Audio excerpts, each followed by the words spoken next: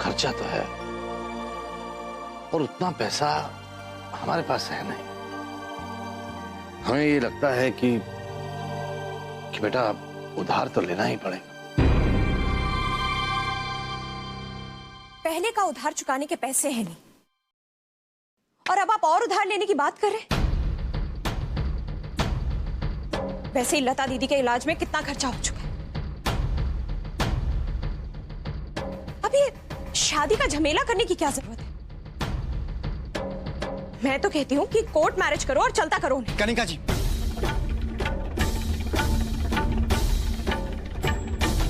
आपकी राय किसी ने नहीं मांगी। अगर आपकी राय की जरूरत होगी तो पूछ लेंगे आपसे। ठीक है, लो और उधार, मुझे क्या पड़ी।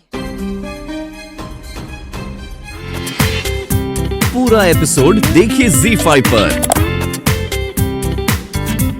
पापा के जाने के बाद मैं और माँ बहुत अकेले हो गए थे, तो कभी कभी मैं पापा की स्टाइल से माँ के साथ बात कर लेता हूँ। और हम माँ बेटा होने के बावजूद बहुत अच्छे दोस्त भी। समधन जी, ऐसा बेटा पाके तो मेरे भाग्य खुल गए। आपकी बेटी बहुत खुश रहेगी मेरे बेटे के साथ, मुझे पूरा विश्वास है। आप बैठिए, मैं चाय लेके आती हूँ। नहीं, हमें चाय नहीं चाहिए। दरअसल आपके रस्मों के हिसाब से हमें क्या तैयारियां करनी है ये पूछने आए थे हम। आइए। या मिस्टर देव, हेलो हेलो, मुझे जरा इन्हें अपना घर दिखाना था। और वैसे भी आप नेक्स्ट वीक तो खाली करने ही वाले हैं ना, मैंने सोचा इन्हें दिखा दूं। अच्छा, मैंने आपको जो 2 बेडरूम बोला था ना, वो उधर है। और इधर से व्यू देखिए आप, बहुत अच्छा व्यू मिलेगा। और साहब रेंट की बात है वो छोड़िए ना, इतना सस्ता फ्लैट आपको कहाँ मिलेगा।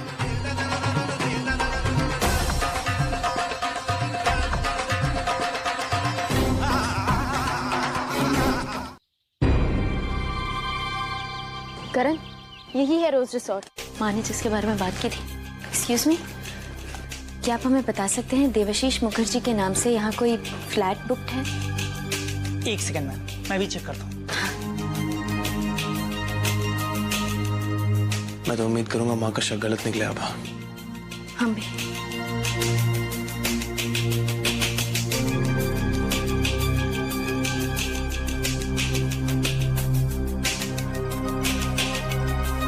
सॉरी सर, इस नाम से कोई भी फ्लैट बुक नहीं है।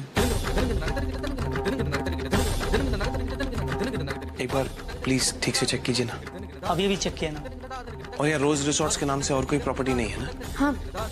नहीं है सर। Thank you. मतलब माँ का शक सही निकला।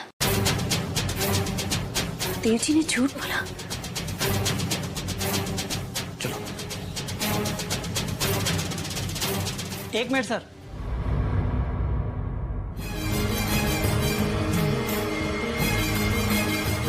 माँ, अरे माँ, क्या हुआ? ध्यान कहाँ है आपका? नहीं बेटा, हम लता के बारे में सोच रहे थे। कुछ पता चला उस फ्लैट के बारे में? हाँ, हमने पता लगाया है। आप आइए आइए आइए। बताओ ना क्या हुआ? कुछ पता चला उस फ्लैट के बारे में? हमारा शक सही है कि गलत है? माँ जी, आप जो सोच कुछ ठीक नहीं हो रहा है यहाँ। माँ, कुछ ठीक नहीं हो रहा है। हमें लग रहा है कि हमारी बहन के साथ कोई बहुत बड़ी साजिश कर रहा है। क्या बात है प्रकाश, तुम इतने गुस्से में क्यों हो? माँ, वो आदमी जिसने लता दीदी के साथ बदतमीजी करने के लिए उस गुंडे को लोकल नंबर से फोन किया था, वो मर गया है।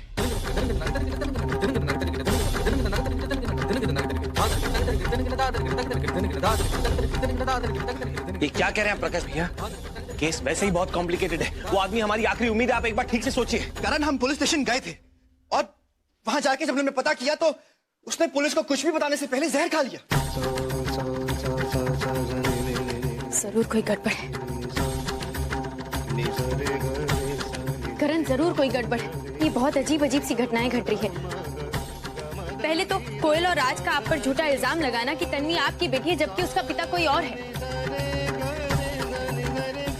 फिर दीदी के साथ ये हादसा होना और अब माँ का दिल में देव जी को लेकर अजीब सी शंकाएं होना।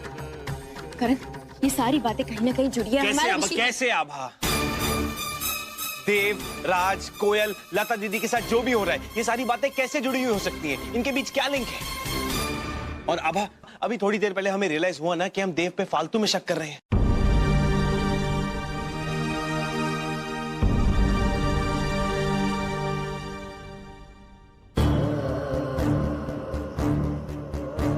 मैं मानता हूं आपको ये सारी बातें अजीब लग रही हों। एक माँ होने के नाते आपको अपनी बेटी के लिए चिंता हो रही है, ये बात भी मैं समझ सकता हूँ। लेकिन माँ जी, आपके कहने पे हम रोज रिसॉर्ट्स गए थे। वहां पे देव के नाम से फ्लैट बुक्ड है, हम बेवजह उन पे शक कर रहे हैं।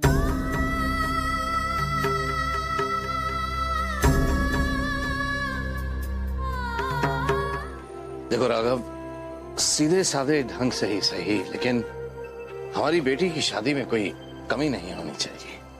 जी।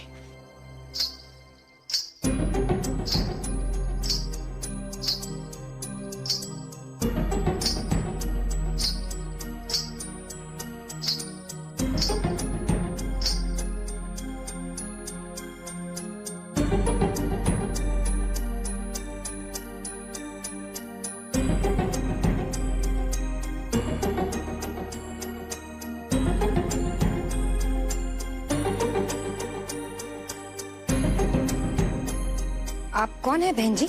और कौन? लता दीदी ही होंगी। कुछ ज्यादा ही एक्साइटमेंट हो रहा है उन्हें अपनी शादी का। बंगाली से शादी कर रही है ना, तो अभी से उसके रंग में रंगना चाहती है। हादसा तो सिर्फ एक बहाना था। मेरे बेकसूर भाई को फंसा दिया और कल चली है शादी करने। ये क्या तरीका है अपनी बड़ी बहन के बारे में बात करने का, कनिका? लता तुमसे बड़ी है और जाने जी, सोचिए घर में शादी का माहौल है, तो ये इसे भी सोचना चाहिए राघव। ठाकुर साहब,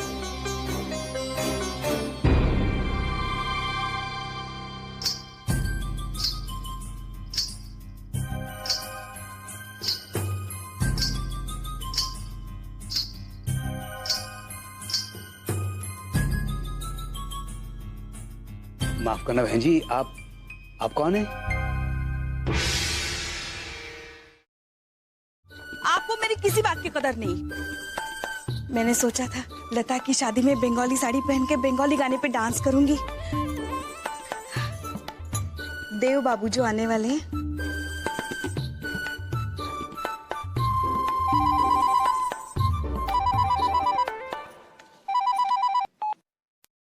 हेलो। हेलो, नमस्ते आंटी। मैं मेघा बोल रही हूँ, आभा की फ्रेंड, जबलपुर से। आभा के घर का लैंडलाइन नंबर देंगी मुझे? एक्चुअली उसका मोबाइल लग नहीं रहा है और आभा ने मुझे जबलपुर का एड्रेस दिया था पता लगाने के लिए। हाँ बेटा, वो शादी के सिलसिले में इसके लिए फोन किया होगा। पर आभा ने जो एड्रेस दिया था वहाँ पर तो कोई सिख परिवार रह रहा है पिछले 30 साल से। सिख परिवार? ठीक है बेटा, हम आभा को बता देंगे। जी आंटी, नमस्ते। देवाशीष मुखर्जी के घर सिख परिवार।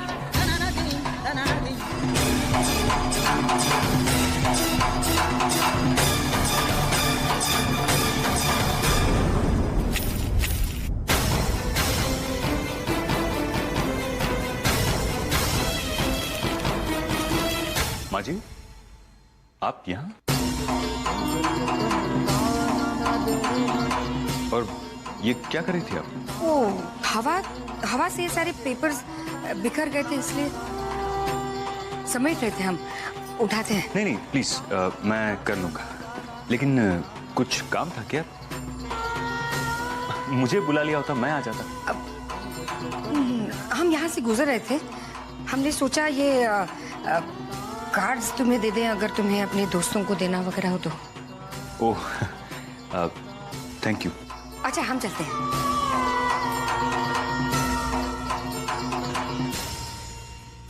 ये लता जी की माँ बार बार मेरी ऑफिस के चक्कर क्यों काट रही है?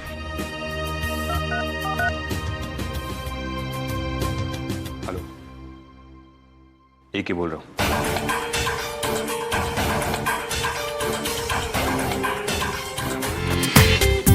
पूरा एपिसोड देखिए ZEE5 पर।